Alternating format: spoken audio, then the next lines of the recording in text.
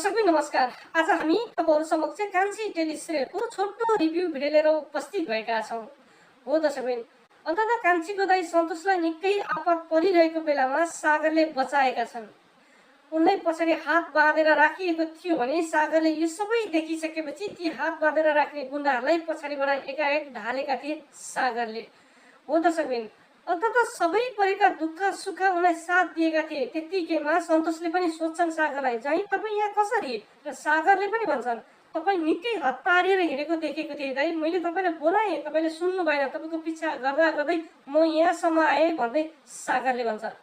र दर्शकबिन, सबै गुनासोहरू आफ्नो जय मार्फत पोख्छन् सन्तोषले पनि र उनलाई कोठामा लिएर जान्छन् र भन्छन्, "दाइ तपाईँ कसरी यस्तो ठाउँमा पुग्नुभयो?" र उनले सबै कुराहरू भनिसक्दा कान्छीलाई पनि आफ्नो भदाइनीसँग सबै कुराहरू बुझिसक्छिन् र सबै भदाइनीले सबै भनिसकेपछि उनले आफ्नो भदाइनीलाई अँगालो हाल्दै रुन थाल्छिन्। हो दर्शकबिन, सबै कुरा उनले भनेकी थिइन्। जब आमा र बाबाको बिछोड भयो त्यसपछि मलाई यस्तोसम्म गरेका हुन र त्यो भएर म अत्याचार सहन सकिनँ दिदी भन्दै उनले भनेकी थिइन्। र दर्शकबिन, यता कान्छाको घरमा भने सोफियाको बुवा गएर माफी मागिसकेका छन्। जसरी भए पनि मेरो छोरीको बिहा गर्न पर्छ भनेर लागि परेका उनलाई उनकी फुपूले भाड्न लागिरहेकी थिइन्। तर पनि सोफियाले आफ्नो बुवालाई जसरी भए पनि माफी मागेर मेरो बिहे कान्छासँगै गराउनु पर्छ भनेर उनलाई माफी माग्न पठाएका थिए। तर कान्छीको बुवाको खुट्टै समातेर उनले माफी मागेकी थिए।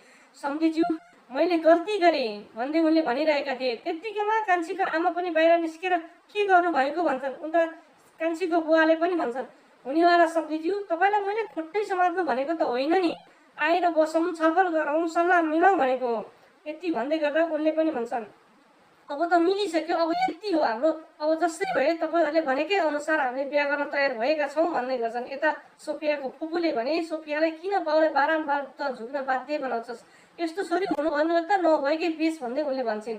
र त्यसैले यता सोफियाको बुवाले पनि रातभरि सम्झेर गएर माफी मागेका थिए। र त्यतिकैमा कान्छीको आमाले पनि भनेका थिए, "त्यतिकै के जानु, जुठो मुक्त गर्नुपर्छ सम्झीज्यू" भन्दा उनी निकै अत्तालिएको जसरी हिँड्छन्। हो दर्शकबिन, उनलाई निकै दुखाइ परेको छ, हिजो मुटुको बान परेको छ, छोरीले गर्दा मात्रै उनी गएका हुन् त्यहाँ। र दर्शकबिन, यता सोफियाको फुपूले पनि बारम्बार भन्दा पनि उनी नमानेर गएका थिए। र दर्शकबिन, सबै कुराहरू कान्छीका यता भाइले पनि भनेका थिए, "ती बुढा मान्छे आउन त त्यतिकै आउने होइनन्, तर पनि किन आए त, छोरीले मर्छु भनी होला मात्रै आए" भनेर भन्छन्। र दर्शकबिन, कान्छाले पनि अब मेरो जसरी नै बिहे हुनुपर्छ भन्ने कुराहरू गरिसकेका थिए। र कान्छीको बुवाले पनि भनेका थिए, "हुन्छ कान्छा, हुन्छ, जसरी भए पनि तेरो बिहे हुन्छ, त्यही केटीसँग हुन्छ" भनेका थिए। र दर्शकबिन, यता सागरलाई भने निकै तनाव भएको छ। सागरको साउले सागर हिँड्ने बेला फोन गरेर, "सागर, तिमीले सबै भिडियोहरू तयार गरेका छौ" भनेर भन्दाखेरि सागरले, "सबै गरिसके सर, मैले गरिसके" भन्छ। र उनी अफिस पुग्छन्, त्यतिकैमा भिडियो लिएर आउने मान्छे पनि आइपुग्छन्। सागरले भिडियो दिन खोज्दा त्यहाँ भिडियो हुँदैन र भन्छन्, "मैले यहीँ पेन ड्राइभमा राखेको थिएँ सर" भन्दै उनी खोज्छन्। "सागर, पहिला पनि तिमीलाई भनेको थिएँ मैले, मलाई जसरी भए नि भोलि अपलोड गर्नु छ, मलाई आज जसरी पनि भिडियो चाहिन्छ" भन्दै उनले ढिपी गर्न सकेपछि सागर निकै निराश भएका थिए। हो दर्शकबिन, त्यतिकैमा साउ पनि आइपुग्छन् र भन्छन्, "सर, मैले यहीँ राखेको थिएँ, कहाँ गयो, मैले अहिलेसम्म पाउँदै पाइनँ" भन्दै गर्दा सागर, "खोज न, राखेको ठाउँ तिमीले बिर्सेकै" भन्दै गर्दा उनले, "हो सर, मैले यहीँ राखेको हो, मैले सबै रेडी गरेको छु" भन्छन्। र त्यतिकैमा ती भिडियो लिन आउने मान्छेले पनि तिनलाई भन्छन्, "होइन भने कहाँ गयो त, मलाई आजै चाहिन्छ, तपाईँहरूलाई यहाँ जसरी भए पनि चाहिन्छ, तपाईँहरूले भनेको जस्तो हुँदैन, तपाईँहरूले जति मैले पेमेन्ट गरेको छु" उनले भनेका छन्। हो दर्शकबिन, उनी निकै रिसाएका छन्। यता सागर भने निकै अत्तालिएका छन् आफूले राखेको ठाउँमा भिडियो नभइसकेपछि।